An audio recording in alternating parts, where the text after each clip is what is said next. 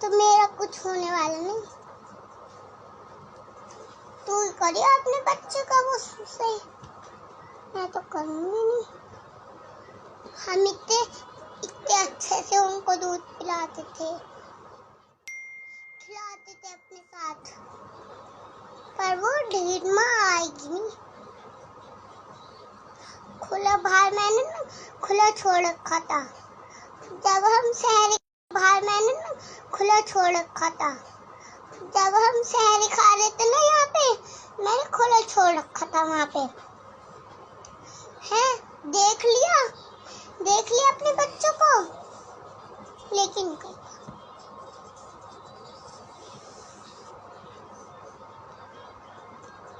और म्याऊं म्याऊं कर रही है अपने बच्चों को।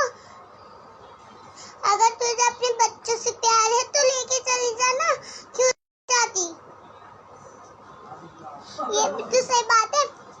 अगर जो अपने मम्मी पापा से प्यार करता है, वो अभी तक लेके चला जाता ना। आप मुझसे प्यार करते हो, अगर मैं कहीं रुक गई तो आप मुझे लेके जाओगे ना? जाओगे? अब ये भी नहीं लेके जा रही अपने बच्चों को। देखो म्याऊं म्याऊं कर रहे हैं ना वो।